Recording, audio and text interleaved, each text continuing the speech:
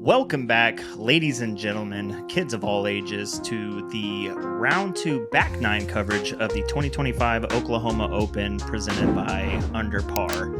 We are Toss Up Disc Golf, Taylor Noriega and Jacob Grannan. Hey, what's going on, guys? Excited to be back for the Back 9 out here at Blackhawk. Shout out to the tournament director, Michael Barr, and our sponsor, Under Par, as well as the additional sponsors that helped make this thing possible. These guys are incredible. Give a big shout out to the camera operators. Round 1 was not ideal conditions to be filming in, but they stuck it out to bring us the footage for the Oklahoma Open. Yeah, the stuff that you guys are getting to enjoy. Let's get into the player profiles. Starting out here with James, he has continued to keep a lead. He is looking to continue to do that on the back 9. Let's see how he holds up. We got GT Hancock here. Laser focus indeed he is. He had a scorching hot front 9.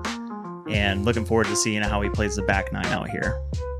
Got Zach. He has had a bit of a rough start. Probably looking to score a bit more on the back 9. But you guys know him. He's good for it. Let's see what he does. And then Matt Bell, my goodness, the scramble shots that he was throwing in round 1. If you guys have not checked out the front 9 of the round 2 coverage, go back and check out some of those shots. Hole 10 is going to be 415 feet, par 3 here. Going to be also playing over the same pond that hole 8 plays over. About a 360-foot water carry. And then you want to get a nice skip in towards the basket. That is the ideal place. Some of these guys have enough power to just go hyzer over the top side. So let's see how these guys play it. Kicking it off with Nash. Let's see what he does. Yeet. You know that disc likes flying out of his hand with that kind of speed. Yeah, and looks much better than the first round. Like I said, he has the power to get there all hyzer. And, I mean, the only thing that happened was he got shot down by the trees. Yep. A little bit too high coming in. That tee pad looks so slick. And that is a little bit wider than you want, but it breaks just before the low-hanging limbs, and that mud is not going to allow any skips from there. Not from that angle, no. Matt reassessing his footwork, because, I mean, that is man, back foot slipped, but slipped again. Yeah, it's still looking like a great shot. Yeah, squeak on in there. These guys for playing in these conditions, and what an incredible shot, given how much he slipped. I would love to have the commitment that Matt Bell does playing on the slippery slope like that. And then James, overcooked that one. Yeah, this is the second time he's thrown, kind of hung it out wide, but he gets fortunate again. Obviously not ideal for the birdie, but maybe that's just his play. He's just playing for the easy. Yeah, three. so you can put like circus putts like this, but yeah, he's just laying that one up. Another opportunity for GT to gain a stroke on James. Is he good from range? That's the tree that blocks all of the shots that you take. Yeah. Wayne Gretzky. That's a great shout out. I'm jealous I didn't think of that.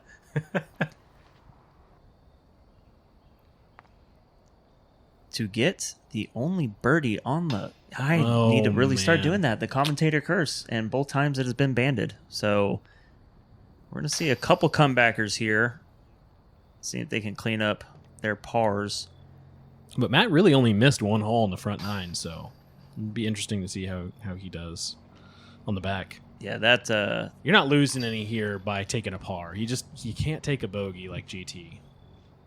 Yeah, and James kind of squeaking by with no one gaining a stroke on him on this hole, so he's going to maintain that one-stroke lead going into 11. If you're looking for your next disc golf challenge, look no further than Knockwood Disc Golf Course. For more information, visit playknockwood.com. Getting into hole 11, par 3, 285 feet, second easiest hole. That is why it is one of my favorites. Not only for that, but you can get this hole a plethora of ways. You can go forehand, you can go backhand, whatever's comfortable. You just don't want to be too cute. Throw the shot that you know how to throw 9 times out of 10, so you can get yourself a birdie putt opportunity.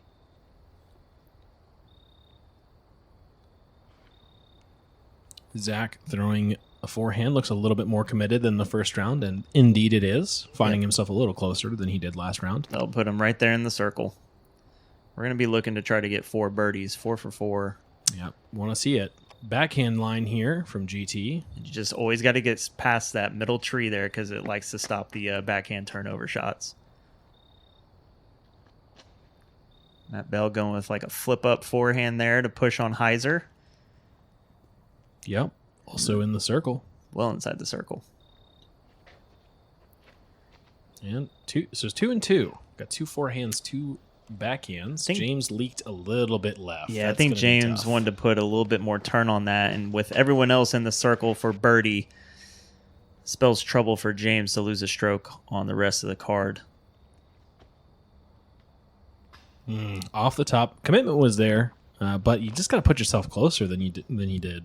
Yeah, I know he went with that yellow Luna that shout out Isaiah Hicks gave him, as we see Matt Bell knock down his birdie putt. He was the furthest for his birdie putt. We got GT seeing if he can do the same. That is going to tie him up with James. Very exciting stuff. Zach cleaning up his birdie putt here as well.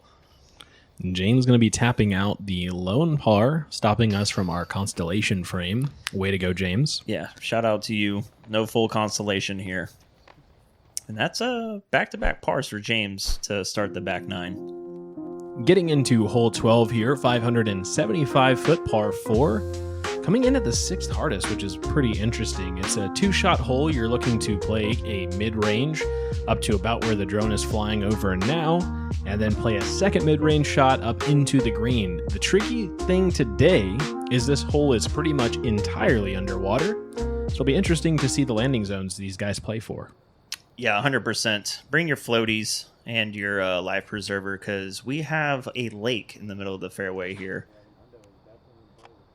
That's a little different than the first round play, and that is a very bad kick. That's just rude. This couldn't get a little bit more stable and just get inside there.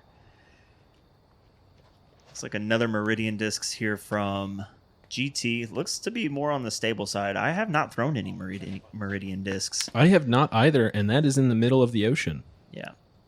Feet wet time. And Matt Bell going with that Pathfinder. Indeed, found the path that's most dry. It did do that.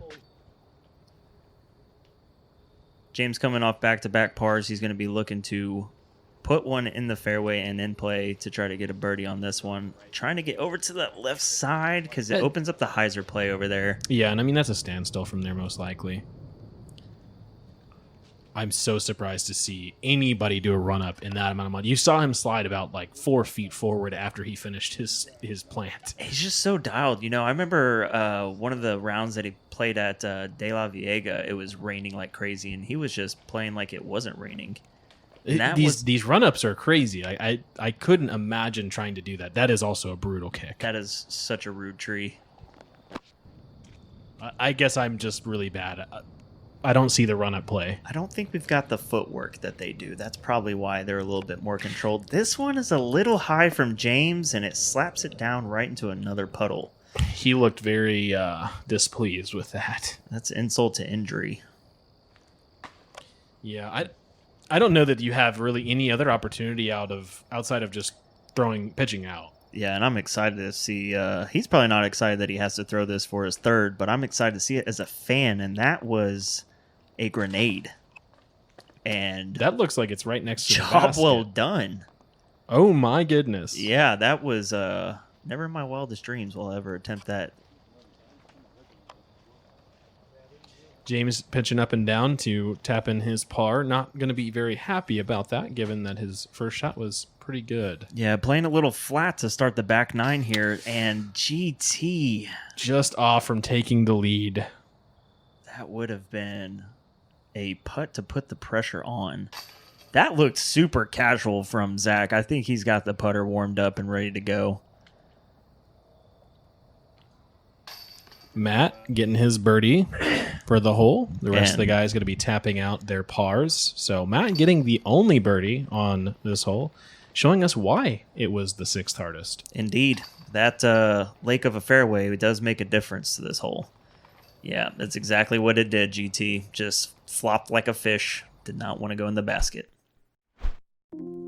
This whole sponsor is brought to you by Knots, supplying your disc golf needs. Reach out to Chris Smitty Smith for more information. Hole 13, par 3, 340 feet, playing as the 8th easiest hole. The drone is flying down the backhand line for this hole, but there is a line on the left side if you got a forehand like that. Avoid the low-hanging limbs on the right side for the backhand, and you should always get some sort of skip inside the circle to complete your birdie. This hole shapes super well for Matt, as you'll see as he throws the hyzer. A little hyzer flip to flat to stable. A lot of angles to think about, but not for Matt Bell. He's throwing that way on everything.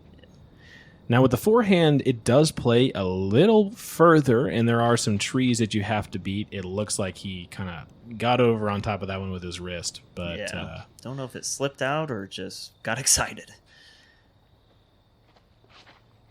It still trips me out, man. He looks like he's looking up into the sky, and then... Yeah, and that's the thing when you throw too neutral of a disc and it flips up a little bit on you and it just goes straight. Another hole where two people threw the backhand, two people throwing the forehand. That's looking a little inside. Yeah. I'm curious if, for the reason he switched up, I believe he went backhand round one. It's been a minute since I watched that coverage, but... Yeah, and he's it's his tee shots right now, shockingly, that's hurting James and put him on a slow start to the back nine. And this is from range from Zach. He got nubbed. Yeah, he's not happy about that. He put everything that he needed into it, and the basket just did not want to give it to him. GT from range. Can't tell if he hit the basket or if that was the tree behind the basket, but either way, that's called an optical illusion, folks. Don't look now. Matt has now tied both GT and James. Yeah, where they're struggling, he is succeeding. He's heating up. He has the one bogey on the round, and he's pretty much birdieing everything else. Yeah, he's on fire right now. Got a little bit of a comebacker here from GT, but that's no problem for him. Interested to see how these guys play hole 14. We had an eagle in round one. Getting into hole 14, 865 feet, par 5, straight, difficulty goodness. Coming in at the first hardest, you're looking to play either a layup play, back where the drone was just flying over, or go for it, like Zach did in round one, to put yourself in position to break the corner and give yourself a tunnel shot to the basket. Now, I have seen this whole eagle plenty of times, but the conditions that Zach did it is just phenomenal. And this does not look like a layup from Matt Bell. That needs to come out of it a little bit. And yep, that's still shy of the corner. You're looking to just play up from there for your second to get yourself to the tunnel. If I'm being selfish, I want him to go for it. He's got that inside line that he'll be able to take advantage of. This one's not coming out as good as he did in round one. It didn't look as committed, but that's the weird thing is Zach has such spin on it that's where it gets a lot of that carry. For sure. And this looks a little bit to the right. This is going to make some love with some stuff on the right, and it does. Didn't see where it came down at. It kicked straight down just to the right of that big thick tree where a lot of those shots will funnel to. He'll have at least a look to the corner. And this is a go for it play. Also kind of overturned here from James. And that is that big tree that these guys are hitting, that's the tree to beat. If you get around that, generally you're going to have yourself a good spot for your second. Now, surprisingly, James is having issues off the tee, which, were way worse conditions in the first round. So kind of shocked to see him not hit a line off the tee right now. But in a good position here. I mean, you got to look at the corner like directly. Yeah, he's struggling with his shots right now. It's very interesting to see. And like I said, Matt's just going to be playing to get around the corner at that point. You have to get all the way to where Zach was in round one to even have an opportunity to go for the basket in two. Yeah, which is fine. I think any one of these guys would take a birdie on this hole. James getting himself back into position. That is a very fortunate rollout. Fortunate roll but it is now in the water, so it's going to hurt his it's not going to hurt his run up. They're walking on water all day, and they're making it look easy. Unfortunate tree hit there, though. It's going to be Zach's second. Looking to just play up into the middle there. You get their feet are already wet at this point. I don't think that they care. Yeah. GT, that is a clean line right there. Stay straight for the man. Skip on up there. He's going to have an opportunity there for a birdie. I believe that's actually his par. He's going to have an opportunity for his par. And Matt just digging his shoes into the mud and just letting it rip. Little left side, but it squeaks through everything. And if we know anything about Matt Bell's putting, he's good for it. Chinks, you owe me a soda there, bud. Looks like they were getting some confirmation on the ruling with their discs in the water, and they are being told to play in the water as they should be. And this looks like a dime from Zach Nash there. Yep, exactly what you want. That's going to be looking at a birdie. Thank you for reminding me. And then James, little leaky. Yeah, and that is quite honestly, yep. He's this is for 5, so this is going to be him playing up to be able to tap in a bogey. And even that was less than ideal of an upshot. I know he can make that putt, but somebody of his caliber is looking to put it under the basket. Speaking of putting it in the basket, Matt Bell, that's money. Yep, and Matt has now taken the outright lead on hole 14 of the second round. We're officially entering scorched earth right now. This man is on fire. Yeah, keep in mind, we've got 4 holes left to play, and he is 10 down on the round. Must be nice. And as Jacob corrected me, that is for GT's par. Also not having as strong of a back 9 as he was for his front 9. Yeah, GT had an incredible front 9, so I'm shocked to see him struggling so hard on the back. Getting into hole 15, par 3, 360 feet. One of my favorites on the course because it's just a tonal shot, and you just need to throw your most trusted disc straight. I've seen a bunch of different angles that you can get with on this hole. I've seen some anti-flex shots with something overstable, hyzer flips, just dead straight shots. Can be challenging in these conditions, but let's see how these guys play it. Imagine Matt is going back to his Pathfinder. Yes, he is. That is indeed the Pathfinder, and he knows how to throw that thing, man. Also, Pathfinders just go really far. I've can't say I've ever thrown a Pathfinder before, but very fun disc. Matt Bell's making me want to bag one. Looks like Zach may have slipped on the tee based off his reaction. He's going to be in the rough on the left, but it's not impossible to save your par from there. I don't know. That's pretty deep left. We'll see what he has from there. And GT was probably looking for this to hyzer flip up and turn a little bit. You can hear him voicing his frustrations there. As he should. James is looking to bounce back for sure. And just like that, it looks like he's corrected whatever issue he was having. Sometimes you just need a little bit of a bogey to snap you out of whatever it is you're doing that's wacky. Yeah, that was his strida, as I like to say. And GT not too far into the rough. He was able to hyzer around everything, get up and down for his par. Yeah, Zach, like I said, Zach's far enough up there. I've been there many a time. Never given myself a look at actually putting it. Yeah, but I thought he was draining that. But you can definitely save your par from there pretty easily. And then Matt Bell here. Yes, sir. The putter is hot right now. And 18. He's on fire. And yeah, keeping it a 2-stroke game. With all the water on the course and that has come down during this whole day, I'm surprised it has not put out Matt Bell because he's still flaming hot.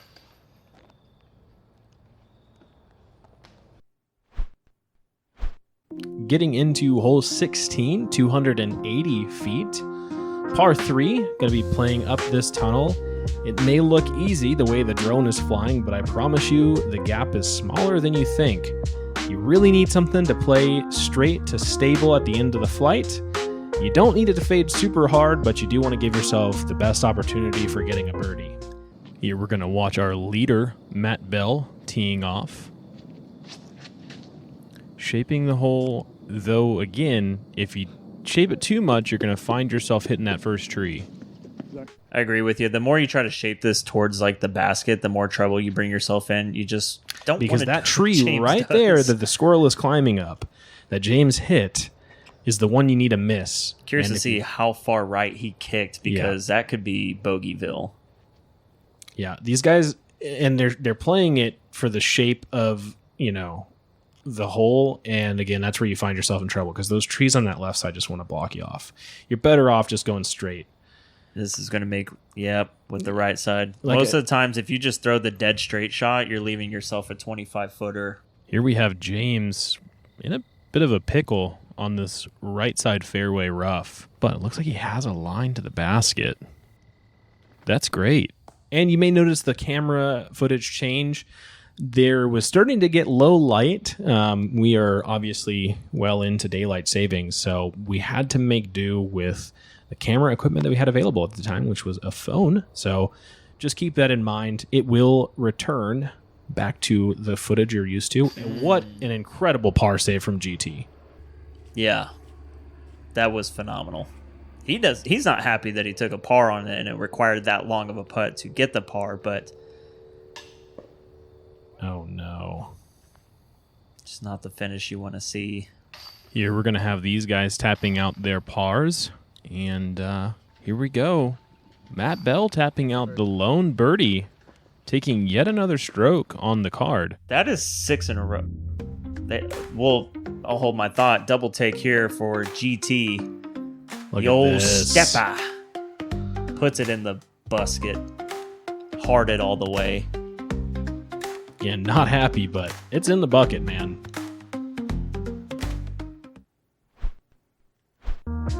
Getting into hole 17, par 4, 630 feet, fourth hardest hole on the course. Probably one of the best par 4s on the course, although hole 3 at Post Oak, stay tuned for that coverage next, might take the cake for this one. Most of the times you just want to throw something straight, get yourself a little bit of distance, and almost throw the exact same shot on the second shot to give yourself an opportunity for the birdie. Hey, we actually have a towel down this time for Matt, because he's looking to get on this thing. A little pulled, and can that find some? Not birdie territory, but it's definitely not Bogeyville. Not yet. James looking to hit the line. Yep, he's happy about that, giving a clap. Yeah, that is... You can't draw it up any better than that. I think he almost clapped his hands off with that one. I think he created a whole new galaxy after that one. Get off that tree. It did not get off the tree. That is the tree to beat. He's going to be in a very interesting position. GT also throwing a decent shot. It needs to get... get stable enough. Too far to the right. We're looking at a forehand roller here from Zach. Just to play to get some distance and get up. I would have rather seen him just pitch out, given that he can definitely get up and down from outside of the rough. Just like this. That's all you need there. Yeah. Matt's in control right now, and he knows it, so... someone just... GT seems to be playing pretty quick. Yeah. Probably pretty frustrated at this point. Understandably so. And that is Zach just... That's Zach's third, so this is his fourth to get up and down to try to save a bogey. And unfortunately, this hole can do it to you, and frustration looks like it has settled in for Zach. It's going to be... Yeah, that's still gonna. You're probably looking at a double bogey. You got to get yourself out of the woods on this one. That's the one thing you can't do is keep yourself in there. That bell's skipping outside the circle on that one. And James kind of tugs this one a little bit to the right. Is that just stable enough to come back around? Stable enough to give him a look. Yeah, his putting hasn't been the issue, so I think that one's probably as good as in, but we will see once we get up there.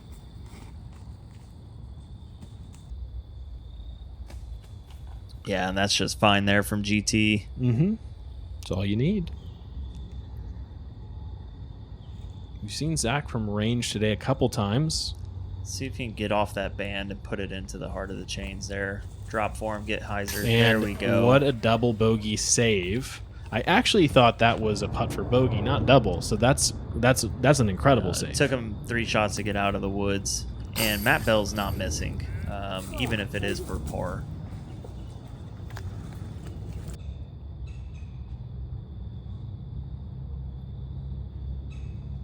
James looking to tap in the lone birdie, and he does. That's a very good and confident putting stroke there. Still 2 back off Matt at this point, but not out of contention. Yeah, getting one on him on this hole, and that leaks a little bit left on him. A little bit too much hyzer on that putt. Yeah, you can see the frustration wearing on him. He had an incredible front 9, and then to put this into the back 9. Yeah, but he adds to the lefty stats, though, so that was pretty fascinating. Yeah, we love to see the lefty stats. Getting a double take here for a putt for double bogey and par, but those are one of the best putts you'll see for a double bogey or a par. I have to agree. And those double takes are brought to you by Blue Sage Payments. This whole sponsor is brought to you by Just Send It Disc Dies. Don't miss your opportunity to get one of the most unique disc dies in the game. Visit justsenditdiscdies.com for more info. Getting into the final hole of the second round, hole 18, 565 feet, par 4. Going to be another 2-shot hole, looking to play about to where the drone is breaking and going down to the right here. Going to play a forehand or a backhand turnover, and then from here, you're going to be playing just a standard stock hyzer or flat to hyzer finish backhand. We got James here just absolutely piping the forehand shot here. Very happy with that out of the hand. Again, gives us a clap of confirmation. Created a second galaxy there. He's becoming Thanos at this point. And a And forehand nice. flip up. I like his forehand flip up game. Get squeaky through all those trees. That's got some distance, too. To get up the hill, that's That- incredible. It's going to be kind of tricky from there because you're on the hill and you're going to have to throw a hyzer. But if you trust anybody to throw a hyzer shot, it's probably going to be Matt Bell. This is looking a little inside from GT, and he's just not had the Hasn't been able to nine find the stride on the back 9. for sure. A little high here from Zach. This could play with some high-hanging fruit. But you know what? It kicks down into a great spot. Can go backhand from there. GT's got himself a little window right here. And you know what we say about windows. Yeah, that's tough, man. To be in that position on the right-hand side, and be tight on the tree. Standard, as you said in the whole breakdown, just a flat to hyzer finish here. That's going to be a good finish from Zach after the debacle on hole 17 for him. Yeah. Gonna be finishing with a 5. Not ideal, but not the worst either. That tree rarely comes into play on the backhand. I think he just didn't put enough oomph into it, and he's left himself a tester to finish this round in. Like you said, if there's anybody that you trust with the hyzer, it's going to be that man right there. Just- and what an incredible shot to put him down underneath the basket to finish the round. If my life depended on it, I needed one person to throw a hyzer flip shot or hyzer shot or anything like that. Probably going to be selecting Matt Bell. Especially if it was in Oklahoma, because he's likely to be there. Yep, and that is an unfortunate par for James after that kind of a tee shot. Yeah. Definitely want to see a birdie there. So we got GT and Zach, or GT and James taking the pars, and then we have Matt Bell and Zach finishing with the birdies, and that is going to finish it up for after we get James playing so slow. Tapping in his par to finish round 2. Again, same day, rounds 1 and 2 for them. And that's going to wrap it up. And as you can see, Matt Bell, we were saying it all back 9, a scorcher of around 13 down. That's insane. In these conditions, not raining as much as it was in round 1, but still, that is 13 down, and that is just incredible. As always, guys, like and subscribe to Discin Deals, and we will catch you guys for the final round at Post Oak. See you guys then.